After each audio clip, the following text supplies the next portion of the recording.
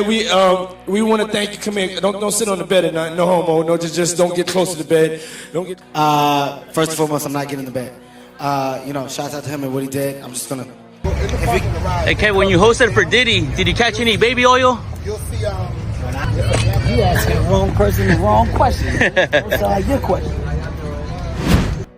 The courtroom was already buzzing with electricity when the heavy wooden doors creaked open, and Kevin Hart, flanked by two federal marshals, stepped into courtroom 7C of the U.S. District Court in Lower Manhattan. He wore a dark navy suit that seemed to hang slightly loose on his frame, as if he'd lost weight recently. His eyes were sharp, but he visibly trembled, jaw clenched and lips tight. A collective gasp surged through the packed courtroom. A woman near the back clutched her chest and whispered, "No way!" The murmurs that followed rippled like a wave through the gallery. Some spectators leaned forward, others exchanged stunned glances. Reporters in the press box scrambled to jot notes or raise phones to capture the moment. At the defense table, Sean P. Diddy Combs sat frozen. His trademark sunglasses, which had rarely left his face during the tumultuous trial, slipped slightly down the bridge of his nose. He didn't bother to push them back up. His attorneys, Mark Agnifilo and Tenny Garagos, exchanged rapid glances, their calm facades cracking just slightly. Judge Arun Subramanian banged his gavel, silencing the room. "Mr. Hart," he said gravely, "you may proceed." Kevin Hart swore his oath with a trembling hand. The bailiff's voice echoed in the silent courtroom as he repeated the words, and Hart's fingers quivered as they pressed against the Bible. When he spoke, the courtroom held its breath. His voice, usually a weapon of wit and rhythm that had charmed millions, cracked under the weight of emotion. "I didn't come here for revenge," he began, his eyes darting toward the defense table, then back to Judge Subramanian. "I came here for the truth. People need to know what goes on when the cameras are off, when the music fades and the doors close." Prosecutor Maureen Comey rose from the government's table and approached the witness stand with deliberate calm. "Mr. Hart," she said clearly, "can you describe what you witnessed at the so-called freak-off parties hosted by Mr. Combs?" Kevin inhaled sharply and adjusted the mic. "Those parties." He looked down for a moment, collecting himself. They weren't parties, but they were controlled environments. Everything was planned. Who came, what happened, who watched. People were flown in, models, influencers, even staff.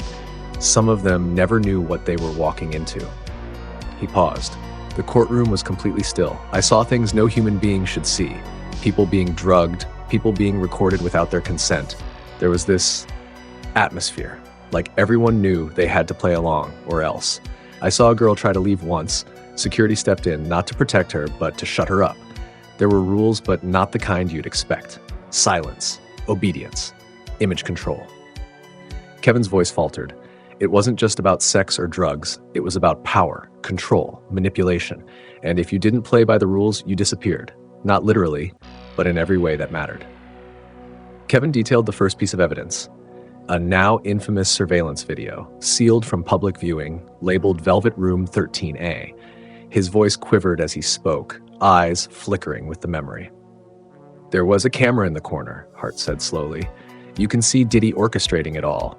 People being told what to wear, what to do, who to entertain. Some of them were barely coherent, just shadows of themselves." Attorney Damian Williams stood and approached the court monitor, clicking through carefully redacted stills from the footage. The faces blurred, but the body language and movements were clear. "Mr. Hart?"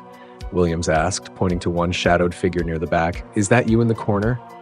Kevin's head dipped in a subtle but firm nod. "Yeah. I was told it was just a promotional event, something for the brand. Music, drinks, celebration. But the doors locked behind us, and once that happened, it was no longer a party. It was a trap."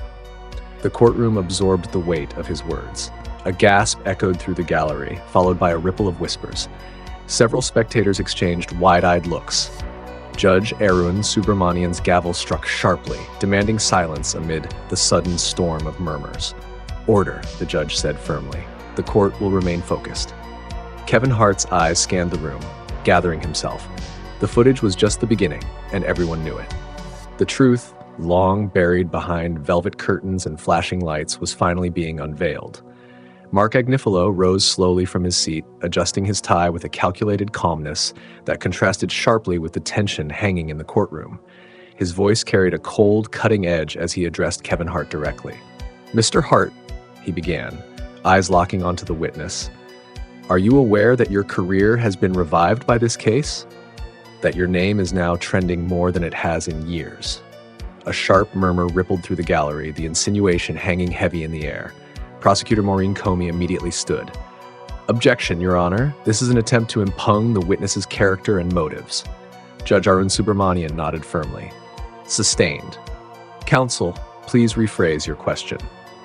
Tenny Geragos, Diddy's other lead attorney, quickly took over, his tone less confrontational but just as pointed. "Mr. Hart, did you ever report these so-called abuses to law enforcement before this trial?" The question seemed to pierce through Kevin's defenses. He leaned forward, his voice trembling, eyes glistening with unshed tears. "No," he whispered. "I didn't think anyone would believe me."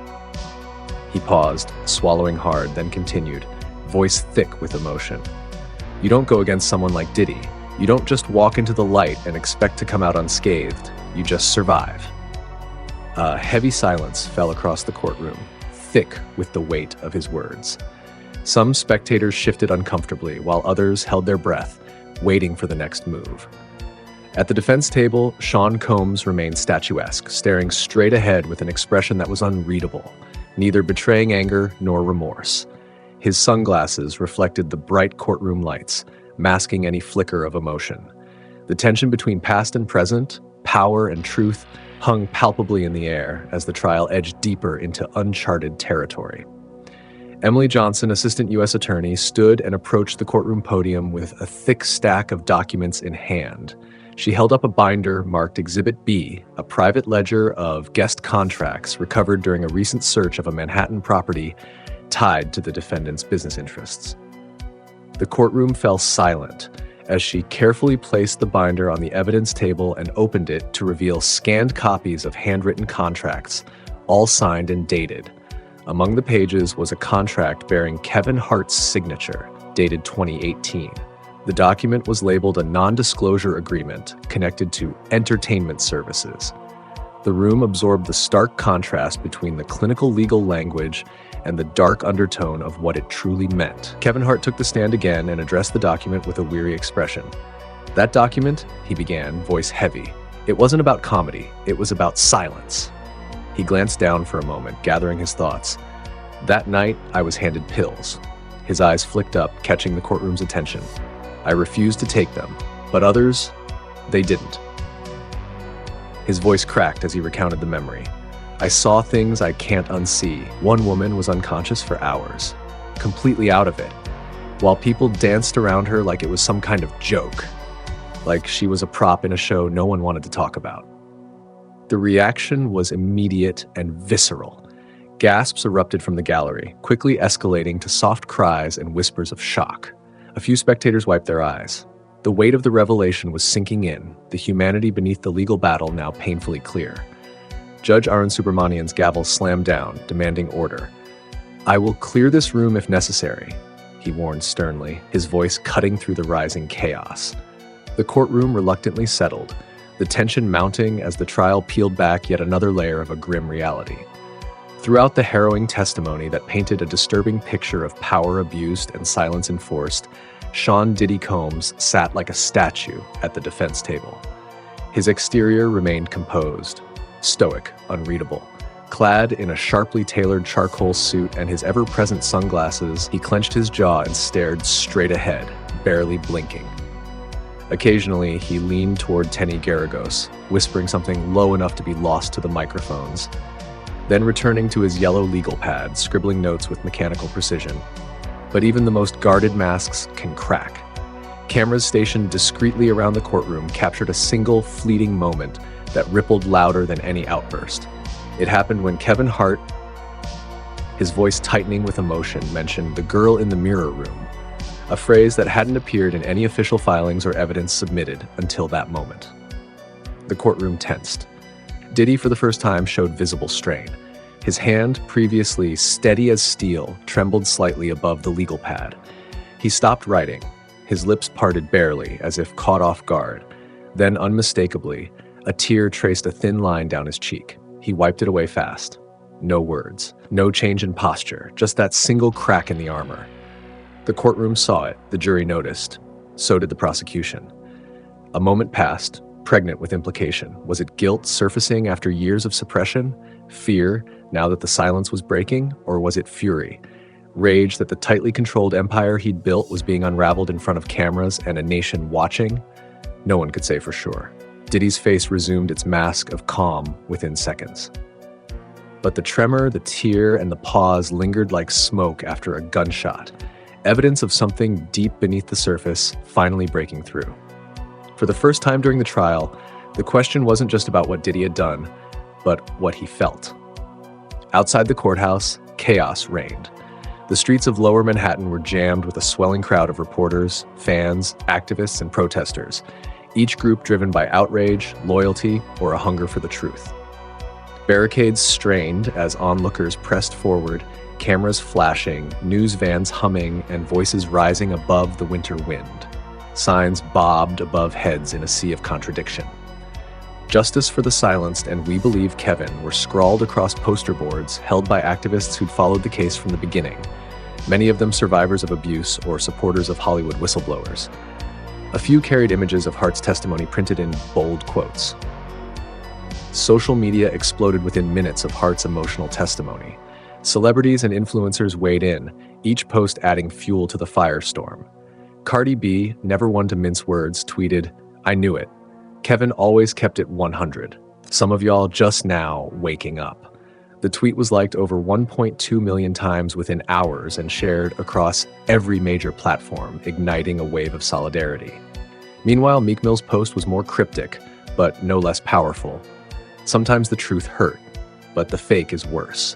His message was met with speculation, retweets, and a flurry of comments trying to decode whether it was support, skepticism, or something in between. Talk show panels, YouTube live streams, and TikTok reactions dominated the media cycle. Pundits debated the morality, the legality, and the celebrity spectacle surrounding the trial. Inside courtroom 7C, silence had returned, for now. But outside, the voices only grew louder. This wasn't just a courtroom drama. It had become a cultural reckoning. As the tension of the day reached its boiling point, Judge Arun Subramanian called for a private sidebar late in the afternoon. The courtroom had barely settled from the emotional fallout of Kevin Hart's testimony, and murmurs still buzzed faintly despite repeated warnings. According to leaked transcripts later circulated by court correspondents, the judge's tone behind the bench was firm, verging on exasperated. "Mr. Hart's testimony is explosive," he reportedly said, peering over his glasses at both legal teams. "But we must remember, this is a court of law, not a circus. We are here to determine facts, not to fan the flames of public opinion." Returning to open court, Judge Subramanian stood and addressed the room directly, his voice slicing through the heavy air like a gavel itself. "I want to be perfectly clear," he said, eyes scanning the gallery, the jury, the press box, and the rows of attorneys. "There will be no outbursts, no live social media streams, no gesturing, whispering, or recording. This is not entertainment. This is not a spectacle. This is real. These are people's lives. Act accordingly." His words echoed with gravitas. A hush fell over the courtroom like a blanket. Even the most seasoned reporters lowered their phones.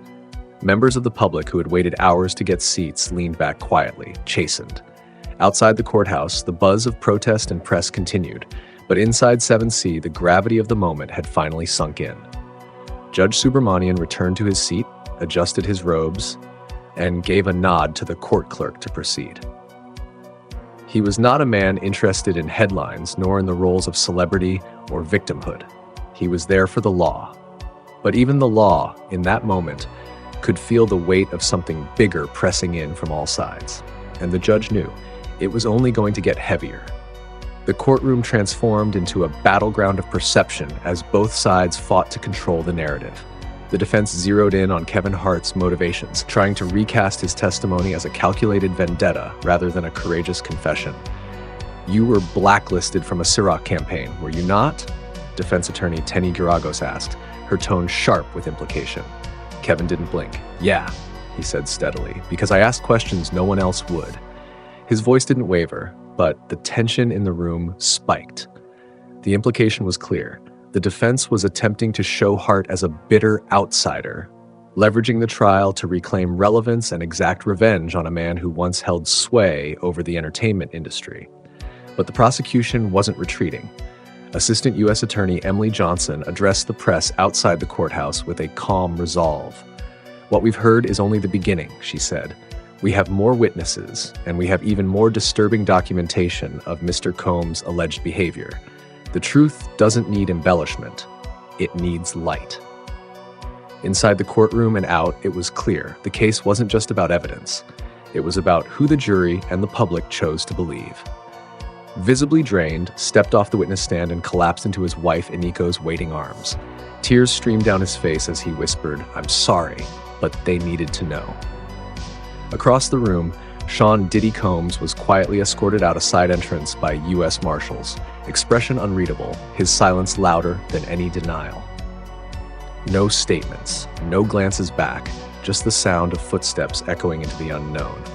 What began as a high-profile celebrity trial had unraveled into something far more serious, a reckoning decades in the making. Kevin's testimony lit a fuse, exposing the underbelly of a world long protected by money, fame, and fear. The next hearing is scheduled for Monday morning, and as tensions rise and stakes grow higher, one thing is clear: the world will be watching.